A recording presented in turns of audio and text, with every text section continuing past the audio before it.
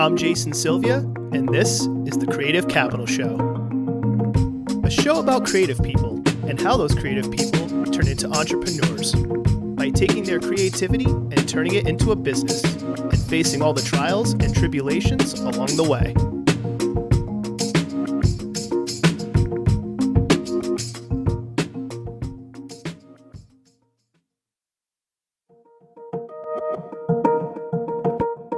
Family, food, and heritage. 3 words that for this episode's guest, Joaquin Meza, are deeply interconnected. Joaquin is the owner of Dolores, a family-run restaurant that focuses on Mexican cuisine, specifically from the Mixteca region of Puebla and Oaxaca. While Joaquin is the owner, the real star of the show is his mother, Chef Maria Meza, who some consider the queen of Mexican cuisine in Rhode Island. Joaquin never planned to be in the restaurant business. In fact, his first restaurant, El Rancho Grande, wasn't his dream at all. It was his mother's. Over time, Joaquin didn't just survive in the restaurant business. He thrived, creating one of the best tequila and mezcal bar programs in the state. While El Rancho brought Joaquin and his family success and made them a pillar in their community, a chance encounter during a trip to Mexico had Joaquin wondering what type of story was El Rancho telling, and set him on a path to tell his story about his Mexico through food. Enjoy.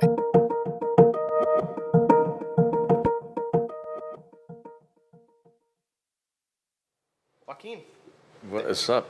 Thank you. Thank you for just being willing to do this and coming on the show. No, my pleasure, man. I've been listening to a few of the other guests that were on, and it was pretty awesome, pretty interesting stuff. Appreciate it. So thanks there you for the go. invite. If you're listening to this episode, you should go listen to the other episodes because according to Joaquin, they're good. And you know, Joaquin knows a lot of things about mezcal and tequila and coffee, which we're drinking right now in Dolores.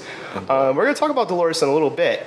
And Joaquin, I know you're the star of this episode, but and this was with all due respect to you, I think when it comes to Dolores and El Rancho Grande, for those that are outside province, we'll get into that in a bit as well. I think with this whole family-run operation, I would not say you're the star. I would say the star would be Mrs. Maria Meza. Correct. I would say that she's the star. Like if there was a band, she'd be the lead singer. If this was like Woodstock, she'd be the headliner. She would be. You know. So I want to start with that because I think that from and we'll get into the tactical stuff too. So if you have been listening to the show, or if you've never listened to the show, just trying to talk to creative people, get their stories, but then also a lot of the tactical things that people have to deal with. And we'll get to that. But I want to start off with Maria because I think with this family-run business and just with like the family lineage, I think starting with her makes the most sense. And one thing I did notice, this was just in my research, there was a story because like Maria Meza is known for just being like this queen, and she is queen of like Mexican cooking in Providence, Rhode Island, and possibly New England, maybe even broader than that. But for those of you that are not within the Providence, Rhode Island area, if you're listening to this globally, first off, thank you, and secondly, Maria Meza is kind of like a big deal when it comes to Mexican cuisine here. But it wasn't always that way, and so I have a question because I was in doing my research. There's a story about tuna fish sandwiches. 100%. If you wanna expound on that a little bit, because I thought this was really interesting. Because like Maria in the beginning didn't always have this like really amazing background with Mexican cooking, and it starts with the story of I guess how she met when she was like either dating or how she met your dad at the. That's some great research. Okay, there. Appreciate it. Can you go into that a little bit? Yeah. So my mother, back in the 70s. She moved to New York. A lot of her sisters and brothers had moved, early 70s to New York City. So she followed suit. She ended up in New York City as a young 15, 16-year-old. Lived in New York for about 5-6 years. Went back to... No worries. No, we record all the interruptions, so it's good. Actually, we're close today. You're close? Yeah, we're close on Tuesdays. But if you need to use your restroom, you can, for sure. The place is so popular, people come through when it's closed. But yeah, the story about the tuna fish sandwiches. So, tuna fish sandwiches. Yeah, so my mom lived in her early years, New York City. So she was not in charge of cooking. She was in school. She was studying to become like a beautician, or a beauty school, all that. She actually graduated. She has a diploma from New York City. She had a license. She was licensed to work in New York. Moves back late 70s. Her father had passed away. My grandfather passed away. And she was maybe 19, 20. So she didn't know how to cook at all. Brought back a whole bunch of cans of tuna fish sandwich and Lipton soups and packets. Soup packets? Yeah. She brought all that. My dad was stationed. My dad was in the military in Mexico. He was stationed in our little hometown of Piaxtla, Puebla, southern Mexico. And he, big, dark, handsome dude, working out on the rooftop of the military barracks next to where I grew up and next to where my mom had lived. So my mom saw this guy. He was like, oh, so they started, getting to know each other. So my mom was like, I'm going to invite this guy over for dinner. My mom invites my dad over, and she only knew how to cook Lipton soup and tuna fish sandwiches. So she puts this together. My dad comes over. My dad doesn't know how to eat this way. He's used to, bigger meals, stews, meats, tortillas, beans, rice. And he's like, yeah, this isn't it. So they send a little cousin of my mom to go to the town square where my dad usually ate, and the lady sent over like 4 or 5 servings of whatever food she had for the day. And my mom felt so embarrassed that she said, this will never happen to me again. I need to learn how to cook. And actually, it was my grandmother who had passed away, not my grandfather. So she knew how to cook very little from the sisters and my grandmother, but you're welcome. No problem. So the family elders, aunts and uncles were the ones that my mom started seeking advice from. How do you cook this? How do you beans, rice, or rice? So that's how it started. So it was just, the reason why my mom cooks, and she's the star of the show by far. She's, we're just her sidekicks.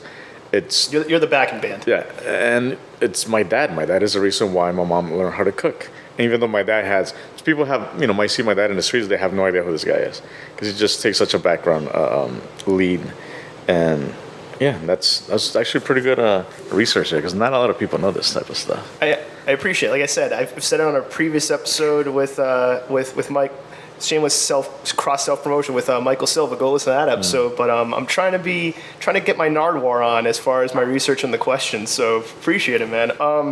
So was that really like the main catalyst of your of Maria's like journey into cooking? Was that the main thing? Were there other factors at play, or was that it? Like that was the main. That was the main one. She just trying to either impress my dad, and then, eventually they got married. We were born, and she still, kept seeking that. Relying on the elders, how to cook. Regional food from where we're from, and till this day. And then as we were growing, we're like, Mom, we want to get tacos. Carnitas tacos at the corner, and she was like, nah, I'll just cook that for you. Because she didn't want us to go eating junk food, and it was always her, she liked the kitchen. She always enjoyed it. And that was the catalyst of that. But the idea of her owning a restaurant was never, the end result of that beginning, in late 70s. It was just a way to keep a home together, I guess. Like, so going along with that, right? Because like your mom didn't start off as a cook by trade. She was, correct me if I'm wrong, she was in Puebla and she was a hairdresser? She was a hairdresser. So because she had the background, she had graduated from school in New York, went back to Mexico. I was born, and she just stayed there. My dad had left the army, worked with another uncle in Mexico. So my mom put her little salon in her house. She was a hairdresser. She was probably one of the only, at the time, town hairdressers. So she did everybody's perm. The 80s were, heavy on the perms. I remember sitting, in my living room watching, 50 ladies with rollers in their hair. My mom's applying, chemicals in their heads. That's what she did. That's what she made a living. So when we left Mexico, she kind of didn't want to pursue that. But that was a thing that she knew she could rely on. She knew how to do. And yeah, but that's what she did in Mexico. Was it Puebla and then New York, or was it directly to Providence? And why New York first? Right. So it was Puebla, and then we actually did end up in New York. My dad had lived there in the late 80s. So my dad, after leaving the military, worked with a couple of relatives, just helping out. One was a rancher and things like that. But my dad knew that it wasn't his business. He didn't know what else to do. And we had family in New York. A lot of my mom's brothers and sisters had, even back in the 50s, there was a huge exodus from our hometown to New York. And they have established businesses. One of the first tortilla companies in New York City was by our relatives. Front cover of Forbes magazine and New York Times. That's in the crazy. 80s. So there was a huge population of our relatives living there. So when my dad left Mexico, was to go to New York. So he lived there 5-6 years, and then he's like, yeah, we were getting older, so you should come to the U.S. and get an education here, and we decided to live in Puebla to New York, but it was 91, maybe 91, 92. So New York City, Brooklyn was, rough. It was, aggressive place. It's way different than the Brooklyn. Right. I think it was might have been Colin Quinn on Comedians in Cars when they were going. Him and Jerry Seinfeld were going through Brooklyn, and Colin Quinn's like, yeah, it was like all the young white kids in the early '90s were blood sacrifice, right. And that's why you have the Brooklyn you got now. For 100%. So we did come to New York, because we had relatives there, but we had another uncle that lives here. He actually owns Viva Mexico and Garibaldi, Mexican restaurants in Providence also. Oh, I didn't know that there was a connection between. That's my mom's brother. Okay, gotcha. So then when we landed in New York, my dad was like, yeah, I don't want to raise you guys here. So they had the option of, my uncle had, said you guys should come here. So we just came straight to Providence. So we might have been maybe a day or two in New York City. But yeah, it was Providence. So people are surprised, like, why, Puebla and Providence, like, where's the connection? That was gonna be my next question. Like, what led you what was the catalyst of going from New York to Providence? So you had family in Providence, and they were just like, hey, come here. It'll be safer than the old Brooklyn. The old Brooklyn, and I just, it was just a difference in culture. Huge city, New York City, versus coming from a small town in the state of Puebla, population maybe 2,000. So for us coming to a small town like Providence in '92, it felt like going to the state of Puebla City, because that's where we visit often. It felt very similar. Smaller town, smaller city, and it was very similar. It was a good feeling to come to a place that you kind of felt secure and kind of knew. It wasn't overwhelming like New York City. So Providence felt a little bit more like your original home, rather than. So it was like kind of like Puebla to Brooklyn, it's like, holy crap. Yeah. But then Brooklyn to Providence, it was like, oh, this feels a little bit more familiar, more like home. It's a little bit for sure not as a crazy pace. Mm-hmm. And so it's like Puebla and Mexico City. We also have relatives in Mexico City, so we would visit Puebla and Mexico City often. Yeah. So we knew the difference of the big city, and like, whoa, overwhelming. You get lost, and you turn your back, you have no idea where you're at now. So you got a taste of both sides. Yeah. So that was the reason why we ended up in Providence. And so with your family being in Providence, did both your mom and dad work in a jewelry factory? They did, yeah. So when we first came, my mom worked at my uncle's restaurant for a few months, and my dad got a job, a small jewelry company off of like Elmwood Ave. So my dad would have to take the bus from. We lived like the Mount Pleasant area at that time. Mount Pleasant downtown. Elmwood Ave is a small little jewelry store, jewelry shop. So he was like in charge of like casting and polishing. So he worked that for a long time. Then my mom left my uncle's restaurant. She was only there for a few months, maybe just while we got our feet on the ground.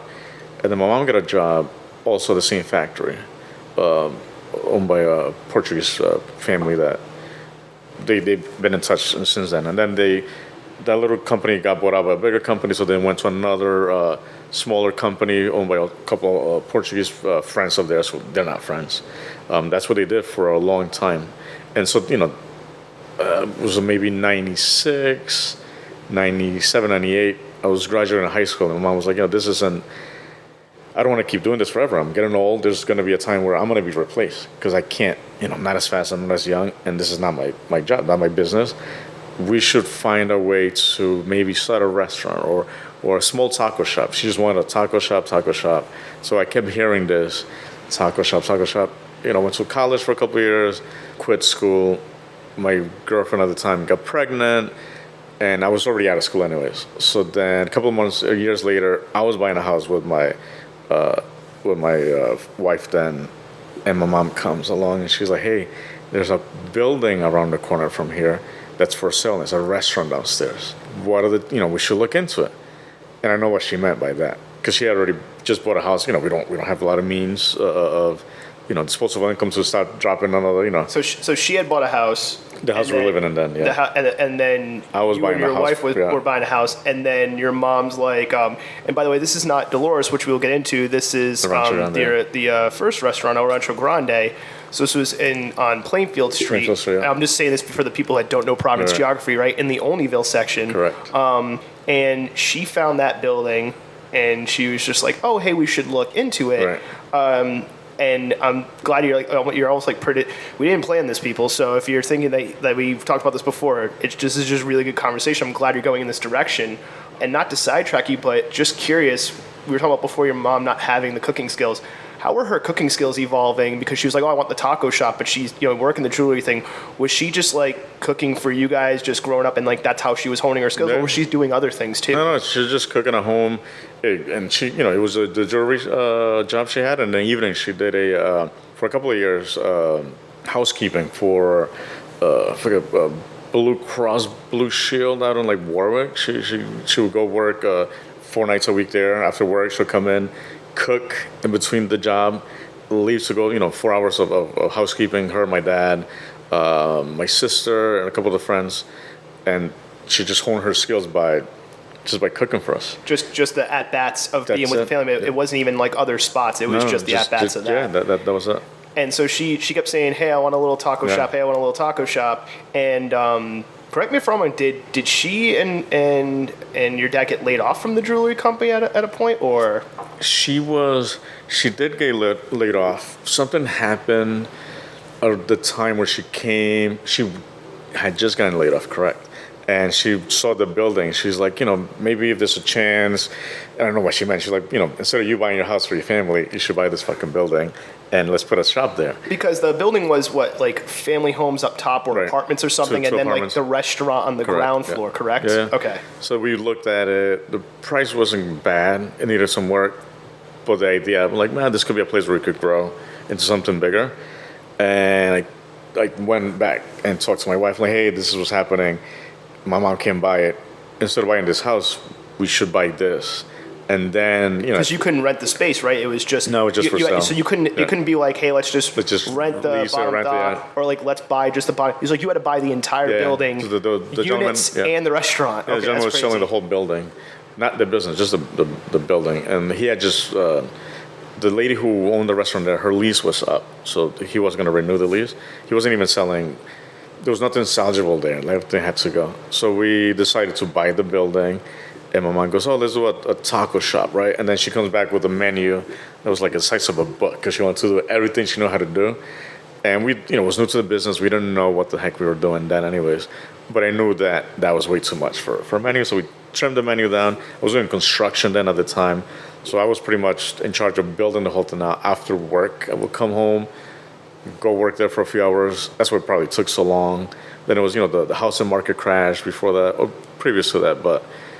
Yeah, it took long because we didn't have the funds, so I did all the construction. She refinanced the house to, get some money to put this business together. And it was her dream, it was not my dream. I was gonna, actually, that goes in a couple of questions I had. One being, so there were family units up top. She had refinanced the house you were living in. So did you and your wife already buy a house and then you saw this building, or you end up living in the building that you bought? We stayed in the apartment. The mom it was a 2-story building on Webster Ave that we lived in. So we stayed in the apartment there. We just stayed living there. So the capital to buy this building, was this just like you poured your life savings into it? Some of it we had saved, some of it what she had saved, and that was that. That's how you got the capital for it. And it wasn't even your dream, like you said. So was it just more like, I want to do this thing for my mom, or there are other things where that was it? That was it. It was like I couldn't say no. Yeah, it's my mom. It's my mom. What am I gonna do? Like, this is because I knew that she had just gotten laid off, and I'm like, she doesn't want to do this anymore.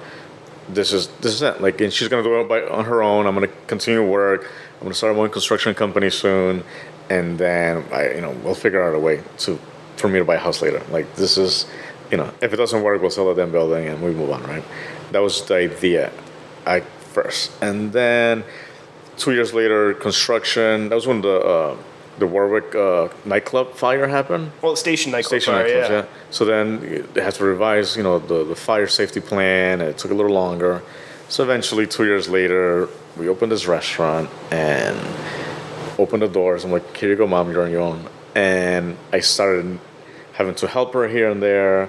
And it just became, I had to get more involved, just needed more work. We didn't know how to run a business. Like, it's not just cooking. There's so much stuff, that goes into, the books, the help, buy-in, making sure, listening to Jen's podcast there, how she cocktails, how you got to cost them out. You got to do the same thing with food. Right. If you're not meeting your you can't just price it because your neighbor selling tacos are the same, $1.50. Right. If you don't know how much he's paying for meat, and if you're buying the wrong meat, you don't make profits. We didn't know that then. It was just like, we just need people in, right? Because people, means money, and the more people, eventually turn profits. And then a year later, the housing market crashed, and then we went from starting just to get busy to just being dead, with a new restaurant that was just a year old. And then, so then I got suckered into it. I hated going there. It was not my dream. Like, I'm sitting here talking to you. So it wasn't a family affair at first where it's like, hey, the whole family's going in. It was just like, Mom wanted this building. I did it for you, Mom. Then you were like, I'm going to slowly back out. This is all you. But then you're realizing, all right, help. my mom knows how to cook, but like doesn't know how to price anything. She needs help. And I'm assuming, like, even when you went to college, you said you left college. Like, even when you were studying in college, was it anything to do with business or any of that? No. So this was like new territory for everybody. For everyone, yeah. And it's just, we're all going to have to figure this out. And it's a lot of DIY, right? Because all the capital went into just buying the building. So there's a lot of just figuring stuff out. I want to focus on that a little bit before transitioning, because I think this is where like the gems of information come from, especially for people trying to do this. So this is just like, we're figuring it out as we go. Even just building everything yourself, like building codes and stuff like that. What were like some of the other hurdles? Because I'm guessing like, oh wait, we have to get licenses to sell food and like food safety, like not knowing, maybe and bar license too, which I'm wondering. At the time we didn't know, that you need all these permits and licenses. So you kind of just, maybe we didn't know there was a place where you could go, like a Providence business, I don't know, association in City Hall, let's say, right? We didn't know that there was a thing. So you go to City Hall to get a permit for building, right? You got to go to the building department, you get it. And then like, oh, you need a permit, for food. Then you got to go to the health department, you got it. And then an inspector comes along, you're like, oh, you need this.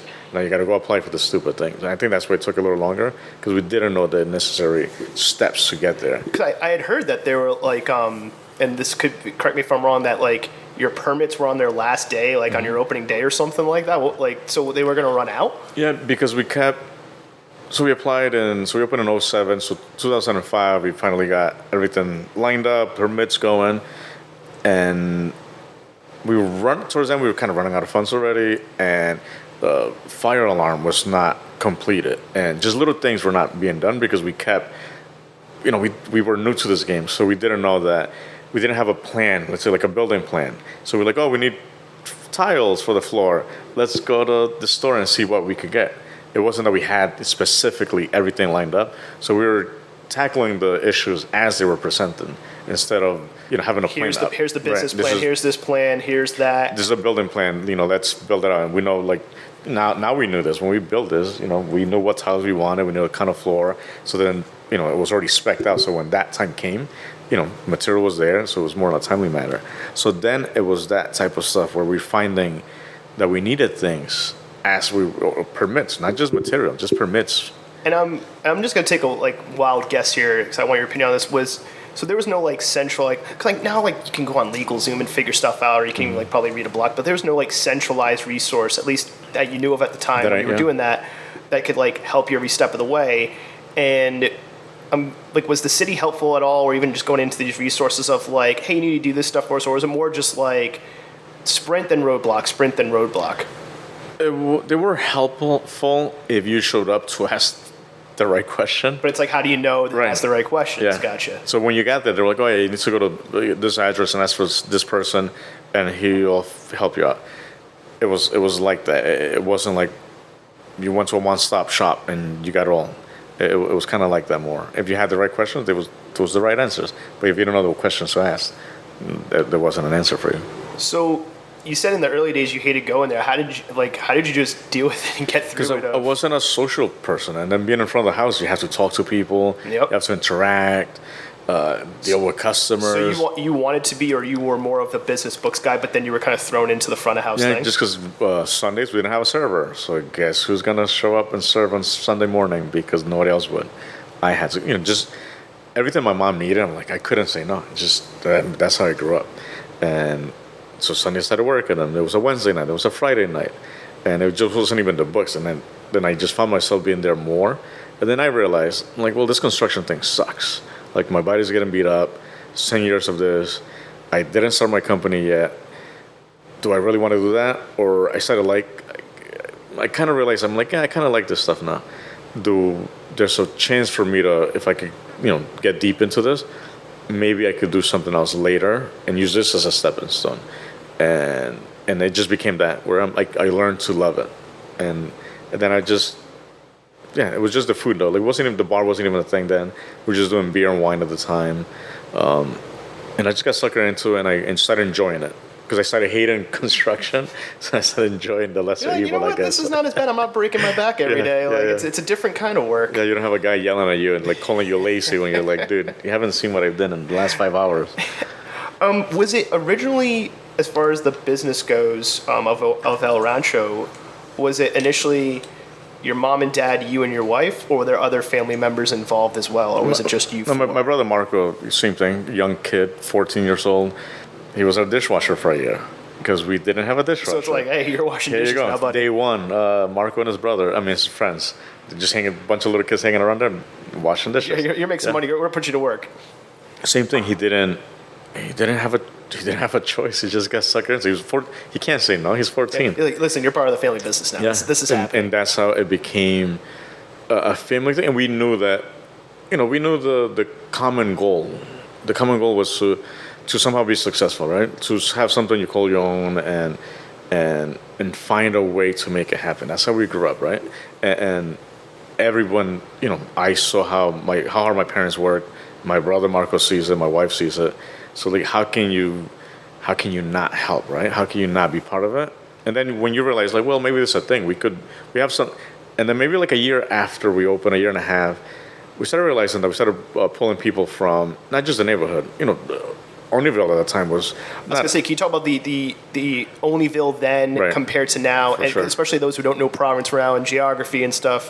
What was Olneyville like then, and why Olneyville? And if you compare the Olneyville of then to now, because I think that's important to know. Right. The most important part of a business is location. I feel, especially for a restaurant. We didn't pick that because we did a market research and we had a business plan, and we thought that, hey, this neighborhood, we could boom here. It was just, we lived, a block and a half away from there, and that was the building that was available at the time. And our friend who was the listing realtor then, made it easy for us to acquire this thing. It was just that. Like, it couldn't happen any other way. It probably could have. We just weren't smart enough. We didn't know enough. It's not that smart. We just didn't know enough. And it was just the place that it had to happen. And it happened then. And Olneyville was not a booming neighborhood. It was full of prostitution, drugs, shootings, fights, you name it. So Olneyville was like old Brooklyn? Yeah, really. The place we try to avoid, here we are, right in the middle of it.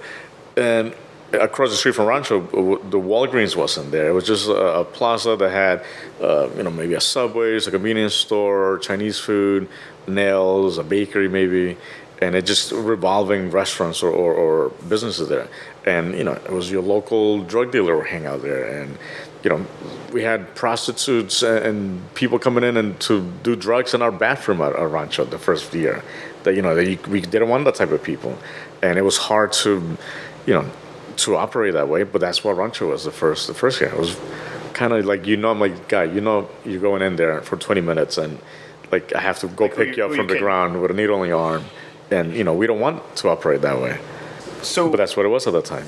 That's going to lead into my next question before I want to go into it, because you're talking about success.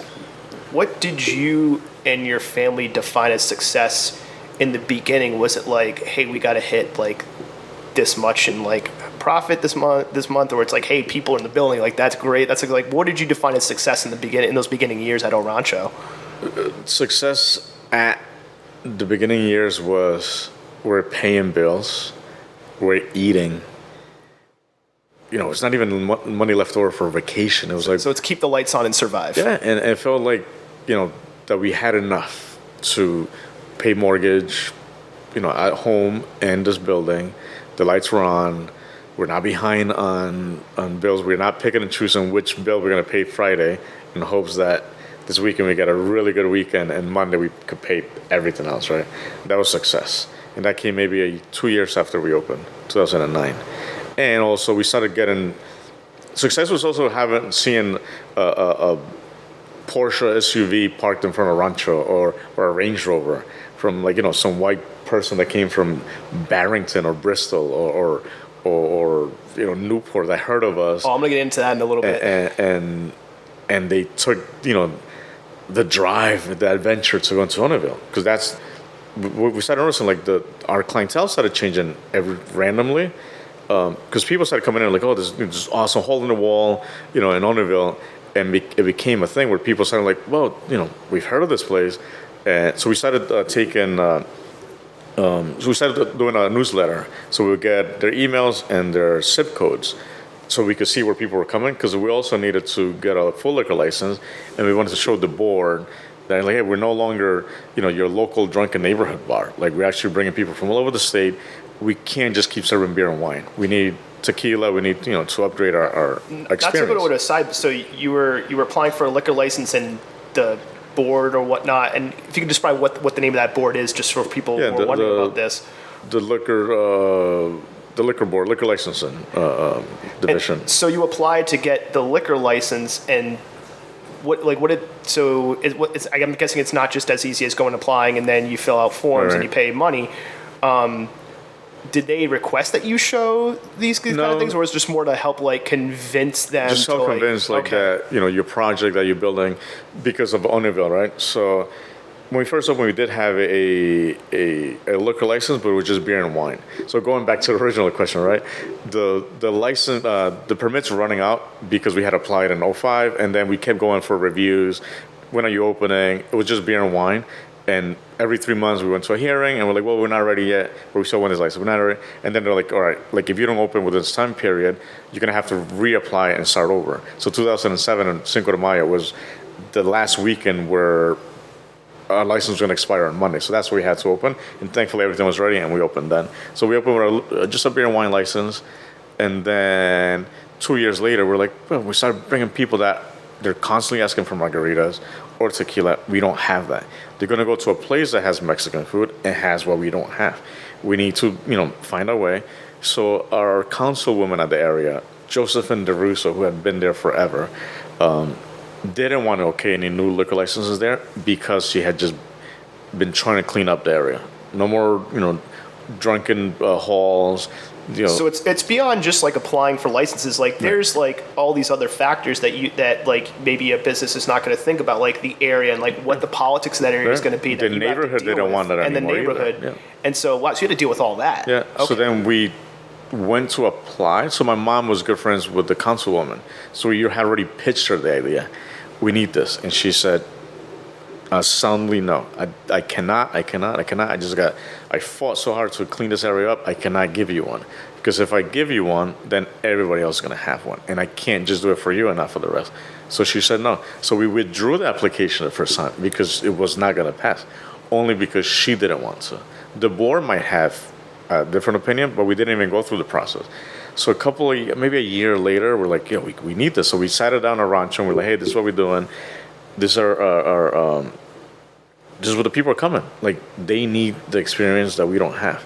And she actually got really upset and got up from the table and walked out. Jeez. So we're like, well, if she's being that much of a bitch, that she's not even willing to listen to us, then fuck her. Let's go to the city hall and have the board say no. Yeah, and not just her. Get the direct answer instead of going through this middle person. Like, let's just go to the top. So we went, applied, started going through the process, and she realized that it wasn't her opinion didn't matter because she was also losing the local election to Sabina Matos at that time was running against her. Okay. So she realized she was losing. So she kind of wanted to save face, I think. And she calls her, okay, you know what? I am going to okay this. I'm like, well, I don't think you had a choice, but whatever, right? Like, is it really up to you? Yeah, because and then it happened. So then we got a liquor license, and that day I went to the board, had a hearing. They approved it. They printed the license. Went to a local liquor store and got 3 different tequilas, 2 different sour mixes because I don't know any better, and 2 bottles of Prosecco, and literally 3:30. I'm mixing at the bar, and I was like, A, B, or C, which one is better?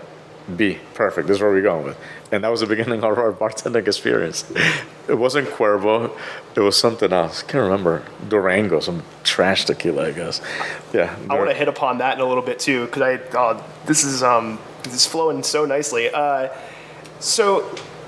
You were saying before, like getting the newsletter, getting the zip codes, and showing the board, right, the different clientele, and I think that goes into something important that I want to ask about, which is, like I was saying in the beginning, your mom Maria, like queen of like right. This kind of cuisine in Province, Rhode Island, but it wasn't always that way.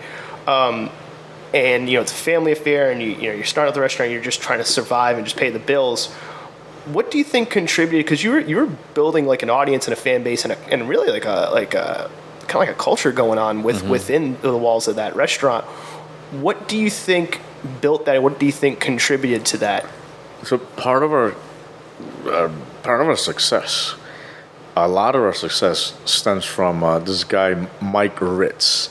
He was the executive director of the Genesis Center at the time, and I think our second year, it was an immigrant community center that they helped.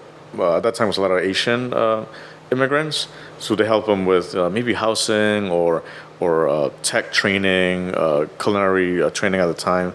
So he was in charge of setting up their yearly gala where he asked restaurants for a donation, food, and they put up this big event.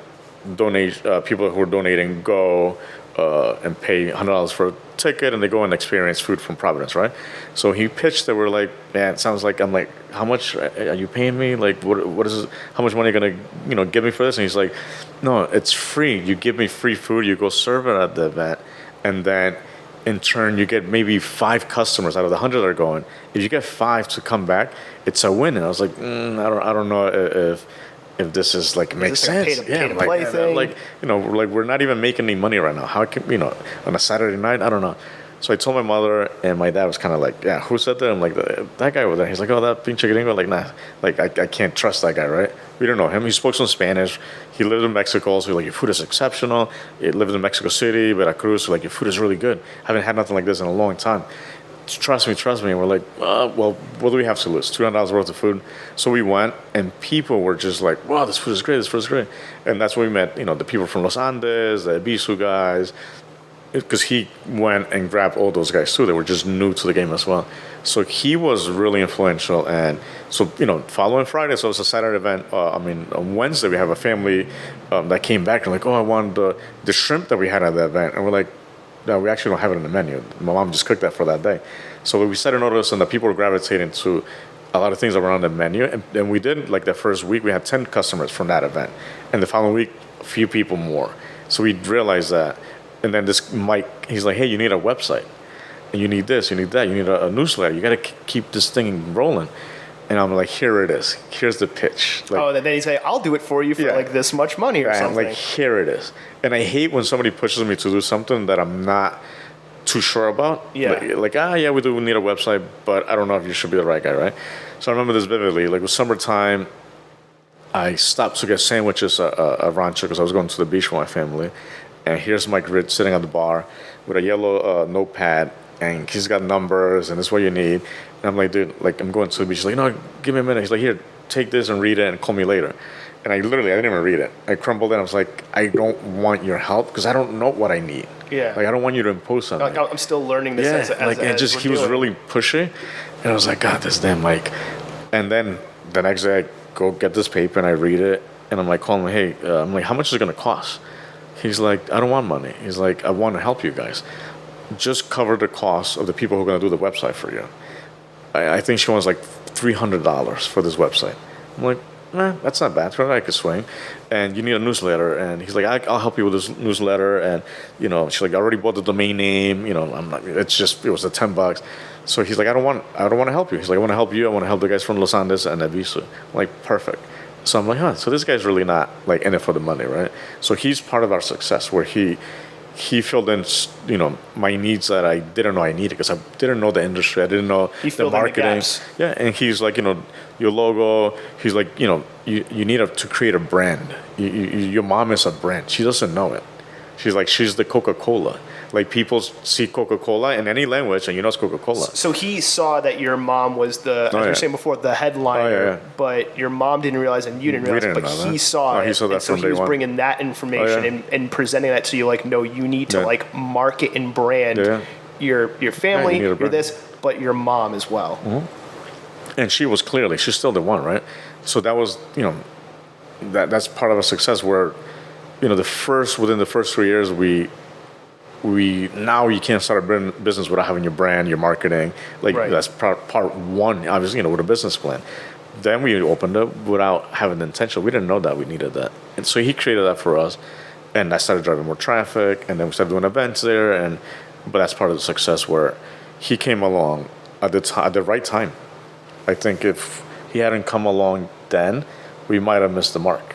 Because we weren't in it with the cool kids. We didn't know, that, Chomp was, having an amazing restaurant in Bristol or Derek or, we met them later, but we didn't know that there was an amazing food scene developing in Providence. Like, it was a cool kids group and us. And you were on the outside, peripheral. Because we didn't know that existed. Gotcha. I was just in my own little bubble trying to make this stupid thing work. Yeah, because you're just trying to survive and get it to work. Did your mom, because I think this is like an interesting question to ask, did your mom realize that she was going to be the face or at some time, or was she just naturally being herself? And because I think it's one thing when it's like, when you kind of know, then it changes your behavior a little bit, or was it more she was just naturally being herself? She was just naturally being herself. So she knew that, in between cooking, she'll come out to the dining room and say hello and thank you for coming.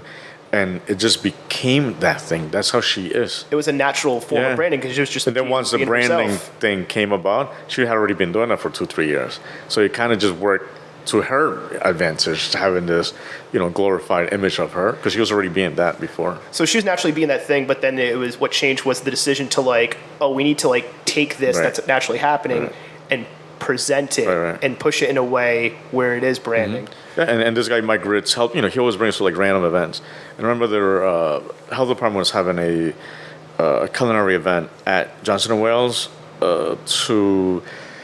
it was an initiative to have local restaurants do more healthy cooking, right? Have more healthy options on the menus, right? So they invited all the top chefs from Providence, executive director of Cellos or something like that, and they had this event, a whole day event where they're showing, the healthy cooking and all that good stuff, right? Which was kind of stupid because all the chefs that were there already do an amazing job of cooking really healthy foods. They should have the bigger corporation. That should be the thing. But anyways, we got invited, and part of this event was that they had to do a mystery kitchen event, and they broke down into teams, and it was all the top chefs from Providence and my mom, right? All males. Probably maybe it was 2 other girls, but it was just young, tatted, big burly, I'm a fucking chef type thing, and my mom was kind of just in the middle. And I remember this vividly, watching through the glass window of the kitchen, and I'm like, what is she gonna fucking cook? And I've always when we go do events and she's speaking, I always kind of put notes in front of her and say this, talk about this, make sure you touch on this. But I couldn't help her because you couldn't be in the I couldn't. I'm like her, my child. I'm like, God damn it, I can't tell him what to say or what to do. But I was like, fuck. Like I felt helpless. I'm like, man, like. But just watching her demeanor change there, like I remember this vividly. She was going to get a blender, and I forget what chef, this big burly chef had it, grabbed it just before she did. My mom snatched it out of his hands. He's like, give me it. And he just stood there like dumbfounded. And I was like, yes. Like she knows what she was worth. Like she's not intimidated by this guy. She has no idea who she took this thing from. Like she's like, I don't care either. She did not care. So she made like duck fajitas and some fish something. So she did like 3 courses while other chefs did like 1 and an appetizer, right? And it was done with her style. She wasn't trying to do nothing crazy fancy. She's not too entrenched. She was like, I'm going to do what I know. That's what I know. She made like chile rellenos, actually.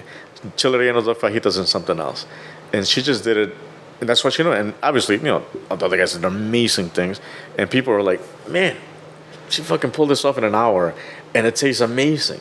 And that's when she kind of realized, like, there's a picture that I have somewhere where she's just kind of in the middle of these, like, just big legends now. And she felt like, she belonged in there. And that was the beginning of her, like, I've arrived. Yeah. That's so crazy. I think it was Mike Tyson who said, everyone has a plan until they get punched in the face. Joaquin never planned on being in the restaurant business, but life, fate, whatever you want to call it, had different plans for him. Joaquin knew having a restaurant was his mom's dream, not his. But also, it was his mom. He couldn't tell her no. So he put his own dreams and plans on hold to make his mom's dream of having a restaurant come true. And when he purchased the building, he took on all the work that came along with it. And at first, Joaquin hated that work. But eventually, he grew into his role and started to enjoy what he was doing. And with that came success. Sometimes we have dreams and plans, yet fate may have something else in store. And sometimes in those situations, we want to resist and fight fate every step of the way. However, when we do this, we can miss out on something great.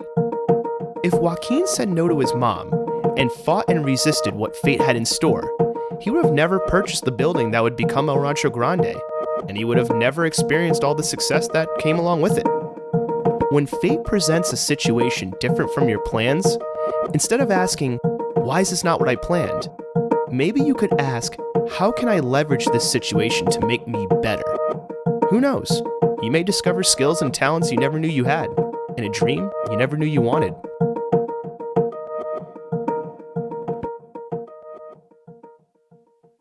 So your mom's like, does that competition, I've arrived. Did you notice like roles, like as far as like who was working there changing? Because, and the reason why I ask, and you mind if I have a little bit more of this? No, go ahead. Awesome. Sipping on this really, really, really delicious mezcal. This is phenomenal. But I think this makes sense actually as a transition into this question, because you were saying like you didn't know how to, really craft bartend. You just got the liquor license. And then I remember the first time, remember meeting you were behind the bar, and I wanted to know a little bit more about tequila. You give me this map of Mexico, and you explain all these regions and everything. I'm like, this guy must have been a tequila expert all his life. So it's interesting hearing. So what was that evolution like? Were roles changing as things went on? Like, how did you go from just hey, I gotta do all these different jobs, because then you're running a bar, and then it's known for this selection of tequilas and mezcal. So how did those changes happen, and what was that like? Yeah, so then when we got a liquor license, so then we're like, oh, now we need a bar. We didn't have a bar. We had a chest freezer in the back where we kept ice. We didn't even have an ice machine. We used to go buy ice in East Providence, the ice place at East Providence. So then we just started buying tequilas that we knew, tequilas that my parents would drink. And then, the salespeople would come and pitch you, the next best tequila, and we don't know any better. So we started buying. And the trend at the time, this was, 2010, was, the more the merrier, I want to be the Mexican place that has the most tequilas every in the single state. Tequila and mezcal across the bring it. sun. So then we started building. So a friend of mine, Andrew Schatz, who had a chocolatier, he built my first shelf unit for bottles, right? He built it, was too big, couldn't take it out of his basement, had to cut it in half, put it together around, right? And then I put all the tequilas out I just had on a shelf in this little unit, and they wouldn't fit. So I'm like, man, I need more. So we built another shelf, and then we were running out of space. And then, so I think 2010, 2011, there was a cocktail week in Providence. Providence Cocktail Week, sponsored by, I think, Providence Monthly. And it was done, I guess at the time, it was probably the only way it could have done. Probably not the best, but it worked then. So then we get invited to be part of this thing where we weren't a bar yet, in a way, but we had margaritas. And I had already gotten away from buying a mixer, because at that time I didn't know any better, so I was just buying cheap tequila. So the guys from Chilangos at the time had a tequila company, a brand, and I was buying his mixer, which is actually a really good mixer. Kicking the ball around, making margaritas, and then this event came around, and we created a menu based on what I remember my parents drinking. Right, like we had palm trees in our house in Mexico, so from time to time they'll get a couple of coconuts from the tree and put gin in it, gin and coconut water. Amazing. So we created this cocktail menu based on the stuff I kind of knew from what they were drinking. And that's how it kind of started, just by, then meeting the people from the Dorans at the time. The U.S. Bartenders Guild was happening. Mike Lester from Dolores invited me to the first meeting. And I was like, hey, I'm not a bartender. I just make margaritas. Like, well, we need, you and everyone, from the city that has some sort of craft, to be part of this thing. Like, so it makes everybody better. So I remember going there. I met Jesse Hedberg there, Jay Carr, all those, Providence heavy hitters. I met him there. And I was like, wow, I was dumbfounded. Like the craft there already, was so different than what I had. But it was kind of like, I never said, like, oh, I want to be like them, because I knew that our bar wasn't the setting for it. And remember, everybody, according to Jen Davis in previous episodes, it's craft, not an art. I almost made you do a spit take. I might have to. It's an art, Jen. Come on. But yeah, it was just being around those guys. And also, going back to the roles of the restaurant, if I would tell my mom, like, Mom, I need 8 tequilas, she wouldn't say no.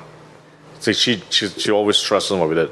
So then me and Mark were like, oh, I need this, we need that, right? So it was during that weekend where at the Avery there was a tequila and mezcal talk that I had signed up for Sunday morning at 10 in the morning, I think.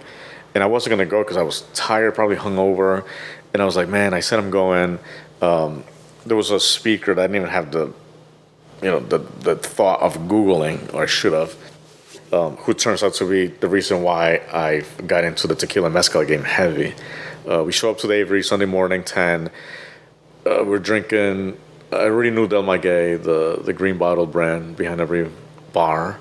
I feel like that's everybody's first mezcal a lot of the time. And some other stupid tequila who she didn't represent, but she had to pour because that was part of the gig, right?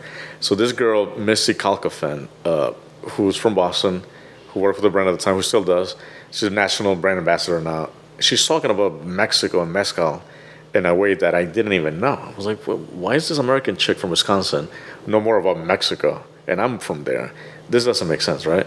So we became friends, and she was like, hey, I work with this initiative called Tequila and Change Project, and we're, to raise awareness about the good practices and bad practices of tequila. We're running an event. We need funds, for this project.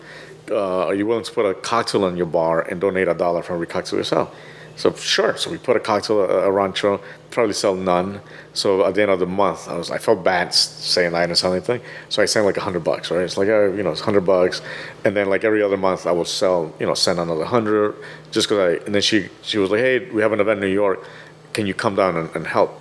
I think I didn't go to the first event, Marco went. And then like, hey, we have another event in Boston. So and then just watching her and learning about, tequila and the good practices, right? And I was like, wait, like if at Rancho we kind of take care of the quality of food we put out, why am I selling shitty tequila? Like, and when I started realizing like half the stuff that's in a bottle, it's just for marketing, and why am I giving Patron all my money? Because eventually we were starting.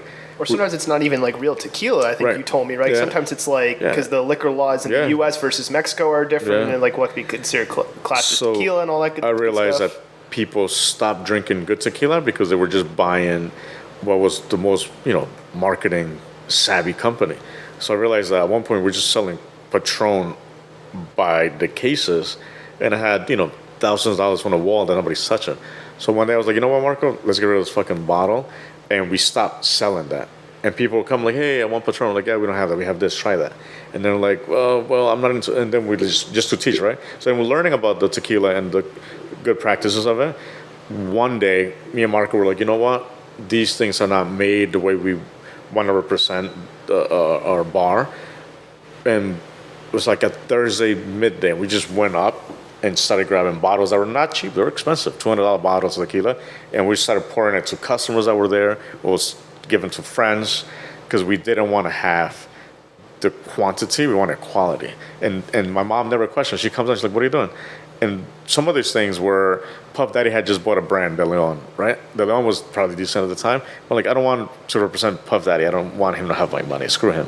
So we took a $250 bottle and we just drank it there because it was still decent enough at the time.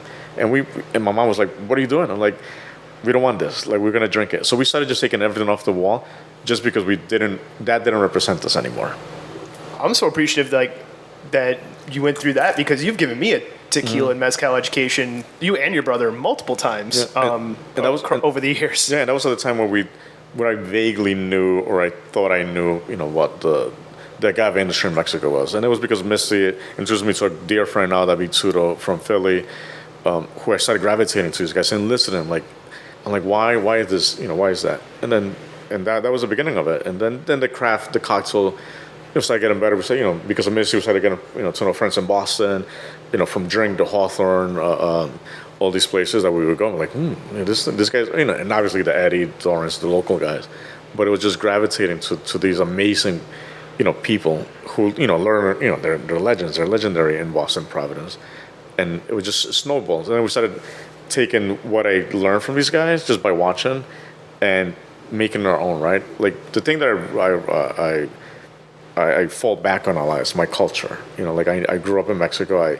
And now it also allows me to learn more. If I want to teach, I have to know what I'm talking about. Right. So then, as I get older, I just, gravitate more to learning, or why is this, just for my own self satisfaction, I guess. And then that, translates into how we do things at Rancho. At Rancho, we had amazing cocktails. People didn't care; they just wanted margaritas. But we had amazing cocktails, either me or Marco that would come to some phenomenal cocktails stuff. And just spirits straight up. Right. And it was just, and then most of the spirits that we carry are people that we know. We know the owners, we know the producers. We visited a lot of these places. When I, like this that we're drinking, I don't know the producer itself, but I know the guy who owns the brand.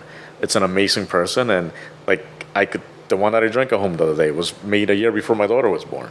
It's probably my favorite mezcal. It's from the same producer. So I know, there's a personal connection. I was listening, to the Jen podcast the other day, how you asked, when brands come, they're like, hey, you want this, but you got to carry the other stuff. Yeah, the allocation. They stopped doing that to us because they know that I don't care for their product. You'll be like, no, I need to know the person. I just know this, right? Or we have instances where I know a product is coming to town and it's specifically for us, that the sales guy doesn't know, that the distributor doesn't know, but we know the importer. And we're like, hey, I need this, right? We have a couple of bottles that our sales guy didn't know were coming. We're like, hey, by the way, when this hits, it's for us. We need the 6 cases of it. And they're like, yeah, we haven't put an order. I'm like, yeah, it's coming. And a week later, oh yeah, your bottles came, right? Because we know the importer, so we know the owners also. But so most of the sales guys stop bringing us shitty things, or they might bring it hey, I have the Rock's new tequila. You want to try it? Fuck it, let's just see how bad it is, right? You're just sure, let's just entertain the thought. And we try it, and I put another good tequila next to it so they could see the difference. So him as a salesman, right? I appreciate it. He's a young dude of one of the companies, I think Horizon he works for. He's he's really keen into learning, and he's not offended if I tell him this shit sucks. And somebody else, another friend comes by and hey, want to try this? I'm like, dude, I want to hate this thing. You're like, really? I almost puked in the kitchen the other day because Marco brings me, hey, you want to try this new tequila? And I try it, and I was like, this can't be it. And I have to be the jerk and be like, hey, dude, that shit sucks. But it's this sucks. Stop bringing it. So I think that this transitions nicely into, El Rancho Grande gets starts getting known, right? You go from the peripheral to you're with the quote unquote cool kids and whatnot. You're getting the audience. Olneyville's changing a little bit. Your mom becomes like the star in the branding.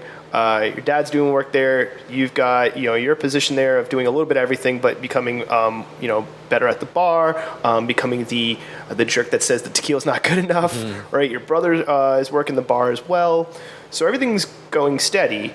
What was the desire then, or what was happening? And I have some thoughts on this, but like it's only my opinion. I want to hear it from you. What happened that, hey, things are going good here. I'm guessing it's just beyond survival, right? Like it's positive stuff.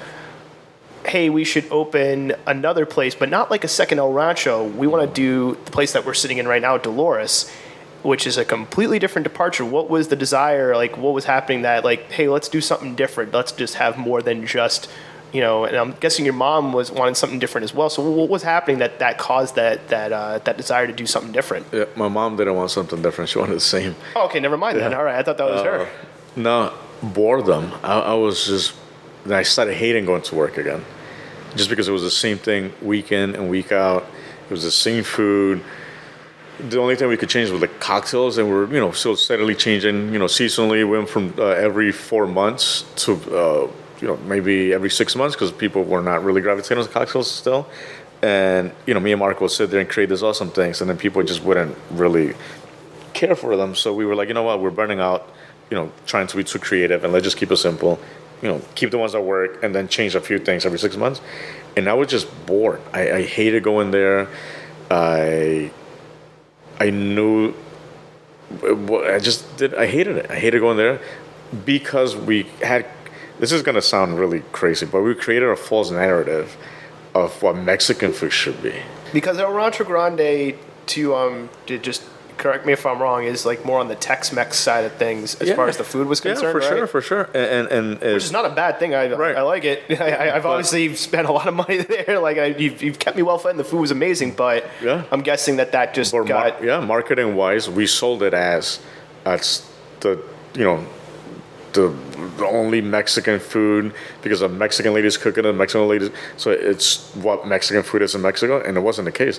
Our menu at Rancho, and we didn't know this at the time, but we didn't think of it. Our menu for Rancho, was what people thought Mexican food should be here in the U.S. So it's like the people from Barrington and whatnot coming in, like, or just in general, in the U.S. in general, people. If you go to any Mexican restaurant, or most of them, from that era, from like 10, 12, 15 years ago, 20 years ago, 30 years ago, they all had the same thing. The enchiladas, your mole, your tacos, maybe a soup, and tamales, right? That was the basis of it. Burritos, quesadillas. That's what every Mexican restaurant in the U.S. resemble. We don't eat like that in Mexico. So when we opened Rancho, part of the things that we eliminated on the original menu of the book that my mom thought should be a menu was stuff that we have here now. Because we were like, well, people don't know this, they're not gonna eat it. People don't know, we had boneless chicken because, people don't want bones in the damn chicken, right? And we don't eat like that at home. So it was that. So then, Rancho snowballed into a monster that was kind of hard to tame after, because then you can't change nothing at Rancho. Like, God forbid you take out the chimichanga, people are going to flip out. It's just, the chimichanga was not an original thing on the menu. My mom put it in one week, and she's like, hey, because she made it for the staff, and people were like, this is amazing, put it on the menu. So we put it on the menu. My friend Mike Ritz got a picture from someone. Oh, Rancho has chimichanga now. He calls me like, hey, man, what are you doing? You're fucking up. Like, what are you doing? So I'm like, I know, it's my mom. Come and talk to her. Because this is the one time that my mom wouldn't listen to me. He's like, they're gonna stay there. They've been selling. Why take them off? They're selling. Yep. So I'm like, I saw it. So Mike Ritz comes in, has it. And he's like, fucking hey, you guys, it's delicious, right? So then now even he's like, put it on. Yeah. So then we kept it. So then, going back, the idea of opening something that. So now I'm growing. I'm learning about my culture, my heritage, what makes me who I am, I guess. We care so much about these cocktails that we make and the tequila selection, agave selection.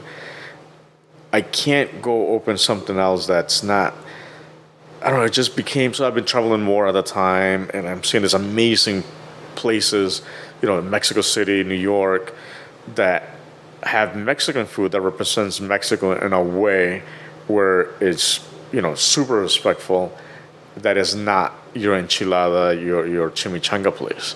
And I was like, this is what I want to do. I want to do something that represents me selfishly. That's not what I told my parents. So it's just like, like there's more to this than just what we're doing, right? And my mom understood, right, that what we had at Rancho was good, really good, done really well, because she put her touch into our queso fundido at Rancho is not a traditional queso fundido. My mom just like, fuck, I'm gonna throw this cheese, that cheese, little sour cream, more cheese, melt it, boom, queso fundido, right? That's not what we have in Mexico. There is like queso fundido, just completely different. But the idea was like, I don't want to open the same thing again. I'm tired. I need a new change. She unwillingly agreed to build out this, and the idea was always to have a second location. We knew that Rancho was going okay. It paid the bills. I put my kids through school. But you're not going to get rich. We're not going to retire at one place. So let's open something else. This location became available. I had a person who I met at Rancho who pitched the idea. Like, hey, there's a building over there. We should buy it.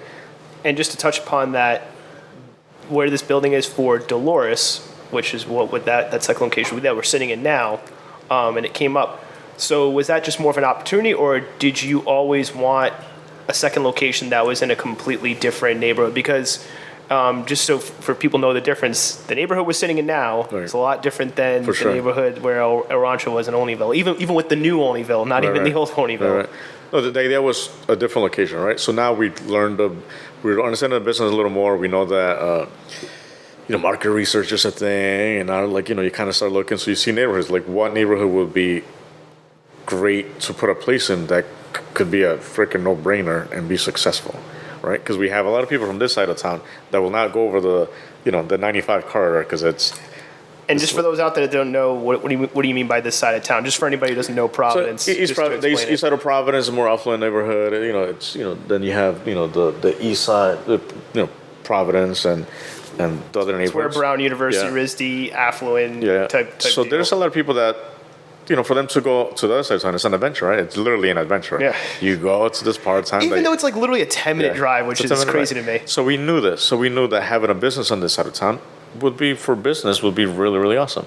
So that's when I'm like, it's a perfect opportunity to start fresh and create something that I want, right? So it's an amazing couple who we met at Rancho. Had just moved back from the West Coast, had Rancho, and they're like, well, this is awesome. What are you thinking?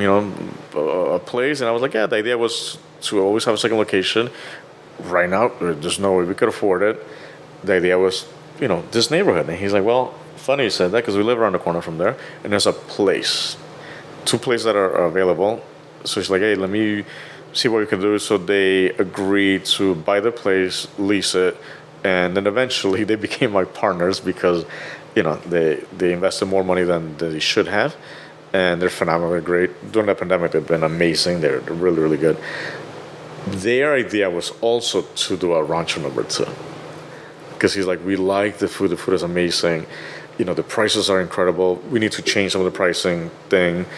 But my whole idea is like, how do I make Rancho number 2 on the other side of town and charge $5 more per plate when it's the same fucking thing, right? Like, people are not going to go for it. It's not going to be a thing.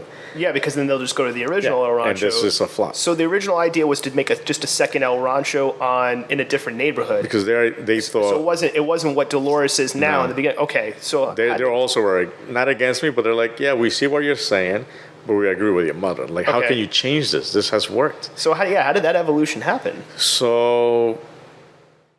They're phenomenal people. They're well off. They travel. So I'm like, hey, you've been here. Have you tried this place? Yes. You've been here. Yes. I'm like, well, this is the idea that I want. I'm like, it's probably a selfish thing for me, but this is what I want. So I went with Mexico with my friend Heather. I'm like, hey, I'm going to Mexico anyways for a bat-friendly tequila project meeting. You should come. So I want to show you what I mean, right? It's hard for me to explain. It's gonna be a mixture of like not high end, but like a little more experimental. But I want you to taste the base of where everything comes from.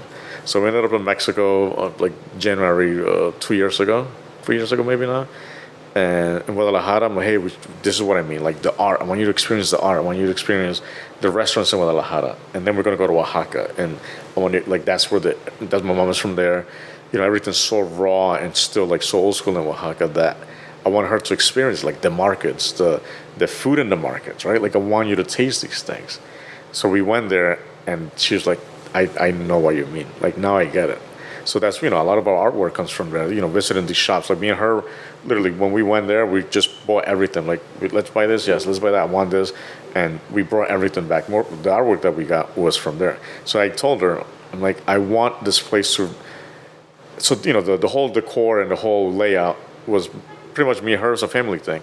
But it was my vision. Every time I go to Mexico, I go to galleries and museums, and I like the white walls and showcasing, the craft of the people, right? Like what they're good at. I love that. So I wanted to recreate that space here, and she understood it. So like my mom's still the star of the show. Like it's her food still, it's her seasonings, all her stuff, right? She's influenced by, I'm like, hey, maybe we should do this, right? Maybe we should try that. And we have an octopus on the menu where I'm like, hey, I need a green mole. It's probably gonna be a fish. She's like, okay. And the next day, there's a green mole. And she's like, oh, I didn't have the fish, but I had octopus. I fucking cook octopus, and here, try it. I'm like, oh, that's great. Something's missing. Let's tweak it. But she does, we work well like that, where I pitch her an idea and she creates something, and then me and her just kind of work together and tweak things. Was there a concern, and I'll try to equate, we were talking about music before the podcast even started. I'll equate this to music. I'll try to use Outkast as an example, because I think there's a weird parallel I'm drawing here. It's because you built up this community with El Rancho. Then at first the idea was make a second El Rancho, but then you realized you couldn't do that, and now you have, I want to talk a little bit more, get more into the Dolores thing. You have this now second brand / audience with Dolores. Was there a fear, and I think this happens with music sometimes, where it's like you have to kind of get the audience first, and you build up the audience, but then if you want to change your music, and that's why I use Outkast as the example, was there a fear of hey, we may lose the people that that are gonna that kind of put us on and got us to the dance, so to speak, because you're now changing styles a little bit, you're switching it up? Or was the idea more of Speaker Box Love Below, to me that album's old Outkast versus new Outkast, where it's you get it both in one album? What was that the idea of hey, if you want this style, we're gonna have El Rancho over here, but then if you want this new audience we're going into, we're gonna have it over here? But was there any worry or concerns about that? Hey, it's not us shutting up and playing the hits, we're gonna do something different now?